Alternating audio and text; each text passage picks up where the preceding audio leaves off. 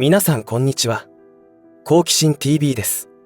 今回の動画は私たちに迫り来る食糧危機について情報をシェアしていきます。最近の報道でもご存知の通り、世界的な異常気象による熱波、干ばつ、洪水などが頻発していますが、それらは世界の穀倉地帯を狙い撃ちしているかのような状況です。それに加えてウトロの紛争についても和平の道が遠のいた感じがしますし、ウからの食料輸出にも悪影響が出ており、今後の世界情勢にはますます注力しておかなければならない状況になってきています。そのような流れの中で日本の食料安全保障についても危機的な状況に近づいてきていると感じ、動画を作成しています。はっきり言って今年の世界的不作は来年1年間影響します。経済的に弱い立場の人は今のうちに食料備蓄をしてください。食料の値段は間違いなく急騰しますので、今のうちに購入しておくという意味です。来月はもっと安くなるというのは絶対ありえません。ところで最近の SNS 上では例のお注射によって甚大な被害に遭ったご家族からの投稿をよく目にしますよね。そもそもグローバリストたちが目論んでいる計画に関する情報に触れていればという思いがよぎるわけですが、残念ながら私たち人類は当事者になって痛い思いをして初めて目が覚めるということを繰り返しています。そこで同じ轍を踏まない、後悔しないためにも知っているだけでなく、その対策をするという行動の大切さを再確認していきたいと思います。この動画を最後まで見ることで、今の日本がいかに食糧危機に近づいているかの状況を認識できると思いますので、最後までお付き合いください。このチャンネルでは自分や家族の身を守るためにできることや、日本人がこれ以上騙されることがないようにするための情報を発信しています。チャンネル登録がお済みでない方はぜひチャンネル登録をお願いします。さて、今回の動画を作成するにあたって情報を集める中で、歴史的に日本人はどれだけ飢えというものと背中合わせで生きてきたのかということを再認識しました。そして現代においても繰り返される気配を感じています。時代的背景が違うだけで似たようなパターンです。日本において食糧危機の歴史は繰り返されており、その原因は天災が引き金であったことはもちろんありますが、同時に時の権力者による人災であったという事実もあるようです。それは都市部に住む者たちへの供給を優先するあまり、農村部では飢餓に襲われるという形で悲劇となっていたようですし、藩が買い占めて値を釣り上げたりする行為によっても飢餓が引き起こされてきたとのことです。今の時代でも食料の生産量は世界人口を賄えるのに十分な量があるにもかかわらず、グローバリストが小細工をしてアンバランスを生み出して荒稼ぎをしているという構図になっています。今回の流行り病によって飢餓人口がさらに増え、ついに8億人を突破し、10人に1人が飢えに苦しんでいるという事態になりました。グローバリストたちと似たようなマインドを持った者が日本にも存在しており、官僚や農林族議員、JA 農協による私利私欲を目的にした行為によって日本の農業衰退に拍車をかけているというわけですから重罪です。ただ現代においては江戸時代の時のように局地的な不作で済む話ではなくなってきています。世界はグローバル化が後戻りできないくらいに進んでおり、遥か遠くにある国の紛争によって肥料が手に入りにくくなったり、さまざまなものの値段が上がることによって生活苦に陥ったりしています。世界中の国が揃って共存共栄という共通の価値観を持って、農業が強みである国が農作物を作り、石油や天然ガスという地球からの恵みがある国はそれを供給して共存共栄を実現できれば世界平和は実現できるのですが、現実は全く異なっており、例えば安い労働力を安定供給させるにはアフリカの国の人々には貧しいままでいてもらう必要がありますし、赤い国のように国民が変に豊かになると自由を求めるようになって厄介だから財産を没収するという政治をしているという事実があるわけで、私たちはそのような事実を情報として持っていないと日本の安全保障も危うくなるという事態になるわけです。というか、今は日本の食料安全保障というのはかなり危険な状態になっています。食糧危機に関しての動画は過去にも数本作成しておりますのでご視聴いただきたいのですが、日本の農業政策は私たち国民をかなり危機的状況に追い込んでいます。それらのことは実際に悲劇が起きないと多くの国民は理解できないのかもしれません。そうやって忘れた頃に悲劇が起きるというのが歴史から学べる教訓となっています。直近で悲劇的な事態が起きている地域にはウクライナのマリウポリが挙げられます。遠く離れた国のことなのであまりご存じないのかもしれませんが、マリウポリで起きていたことは地獄絵図だったと思います。この都市は人口43万人で、日本で言えば神奈川県藤沢市、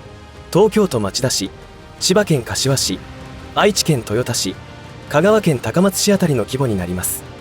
この年に何が起きたかというと、露軍によって3ヶ月間の包囲がされました。特にメディアで取り上げられたのは製鉄所になりますが、この期間に起きていたことは食料、水の補給が断たれた多くの市民は極度の上に苦しむことになります。この期間でどちらの軍が何をしたか、何をされたかというのは情報が錯綜しているので適当なことは言えませんから控えることにしますが、このような紛争が起きた時に被害に遭うのは庶民です。こういった時に庶民に降りかかる試練とは、食料危機と医療不足による生命の危機、そして衛生上の問題です。特に爆撃や銃弾が飛び交う中で行き場を失った市民の中には当然亡くなった人もいるわけですが、路上やあちこちに亡骸が普通に転がっており、自分たちは飲み水すらことかき、水たまりの水を飲んだり、あまりの上にペットまでも食べることになったといいます。こんなことが食料の補給を断たれた時に起きるのです。現場での悲惨さを文字で数行で伝えきれるわけがありませんので、皆さんの想像力にお任せするしかありませんが、私は過去に沖縄のひめゆりの島に観光で行ったことがあります。たくさんの展示物がある中で、少女たちが書き残した当時の様子には涙なく読み進めることができませんでした。おそらくマリウポリではそれに近いことが起きていたのではないかと想像するのですが、絶対に二度とこんなことが起きてはいけないわけです。日本の現状についての話に戻ります。日本という国は海を隔てて隣に独裁政権下の国が2国もあります。両国ともバリバリの反日国であり、日本の領土を狙っていますし、工作活動の完遂も終盤に来ています。特に赤い国は台湾を取り戻すという、もともと一度たりとも台湾が赤の国の一部であった事実はなく嘘だらけの国家なのですが、今の国内状況は壊滅状態になっており、こういう時こそ危険だと思います。先の大戦ではアメリカが国内の不況から脱却するために戦争をしたくて仕方がなかった状況と似ているのかもしれません。台湾侵攻をするというカンフル剤を打たないと国家が存続できないと考えて侵攻を始めてしまったら、日本はいきなりマリウポリと変わらない状況になってしまいます。ハリボテ国家である隣の国がそのままこの世から消え失せてくれたら問題ないのですが、生き延びさせようとする勢力もあるので、まだ存続すると見た方がいいでしょう。そうなった時に、私たちの食料安全保障は大丈夫なのでしょうか。日本の食料自給率は皆さんご存知の通り 38% です。これは数字のトリックであることもご存知の通りで、生産額ベースで考えるともっと高い数字になるのですが、話が長くなるので割愛します。しかし、今の日本の政府が主導する食料安全保障体制のまま、島国日本の輸入が断たれることになったらどうなるか考えるとゾッとします。仮に台湾有事が起きた際には、日本周辺のシーレーンが破壊される可能性を考えると、小麦も牛肉も輸入できなくなりますから、輸入穀物にほぼ 100% 依存する畜産も壊滅することになると思います。そして輸入が途絶えることになるので、国内にある食料だけで全国民が食いつなぐことをしなければならないことから、米と芋だけというまるで終戦時の生活に戻るしかなくなるでしょう。ちなみに終戦時には配給制度というものがあって、政府からの食料配給がありました。その量は1人1日あたりの米の配給量は成人で1日 330g、年間約120キロ配給していたわけですが、その量を今現在配給した場合、1500万トン以上必要となります。ところが農林水産省が示した令和4年度の予想収穫量は約670万トンです。これでは半分以上の国民が餓死する計算になります。このような政府による危機管理能力の実態を考えたときに、万が一には国の援助を当てにするという発想はかなり危険なことになります。このリスクは台湾有事でもそうですが、首都直下型地震が起きた時などには道路が分断されて物流が麻痺した場合、東京に住む1400万人からは相当な餓死者が発生してしまうことになります。誰が考えてもデタラメな政策をしている背景には、農水省、JA 農協、農林族議員による今だけ、金だけ、自分だけ精神で自分たちの利益を優先し、国民の安全をないがしろにしてきた事実があります。彼らの重罪の詳細は割愛しますが、まさに売国行為を行ってきているのです。もっと闇深い計画のもとにやっているのかもしれません。いずれにしても彼らは米開示のため、農家に補助金を与えて、米の生産を1967年の1445万トンから毎年減らして今日に至っています。これだけ政府が首都直下型地震に警告を発していながら、食料備蓄を3日分、できれば1週間分準備してくださいという、何の緊迫感もない案内を政府のホームページでは謳っています。首都直下型地震のシミュレーションを見たら1週間で政府からの食料支援が実現するとはとても思えません。飢えというのは本当に地獄絵図になると思いますが、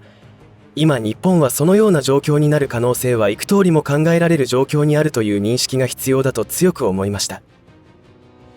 いかがだったでしょうか。ソクラテスの言葉に無知は罪なり、知は空虚なり、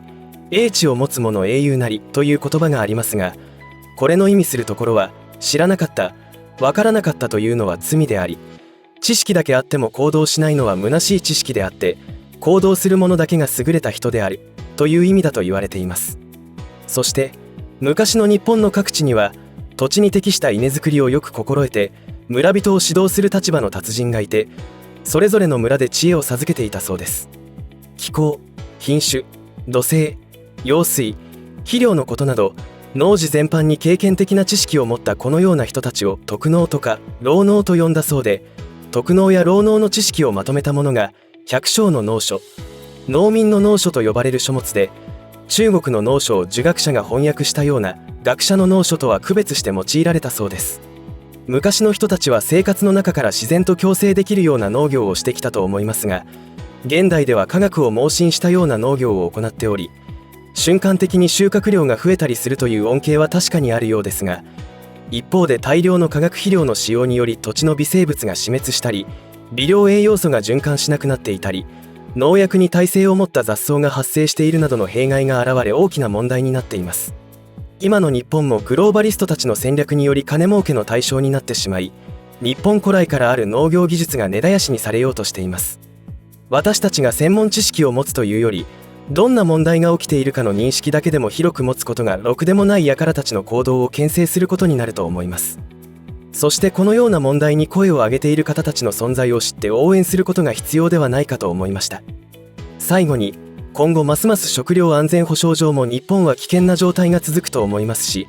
自然災害に遭う可能性も高くなってきています。そして物価高によって食料が高くて買えなくなる日も近づいてきていますので、自分やご家族が飢えないようにするための食料備蓄を進めてください。この動画によって今の日本がいかに危険水域にいるかが伝わったことを祈りつつ動画を終えたいと思います。最後までお付き合いありがとうございました。以上で今回の話は終わりとしますが、皆さんの応援が次の動画作成の力になりますので、いいねボタン、チャンネル登録、通知設定をオンにしていただけると嬉しいです。また、コメント欄へのご意見、ご感想の書き込みもいただけたら励みになります。最後までご視聴ありがとうございました。好奇心 TV でした。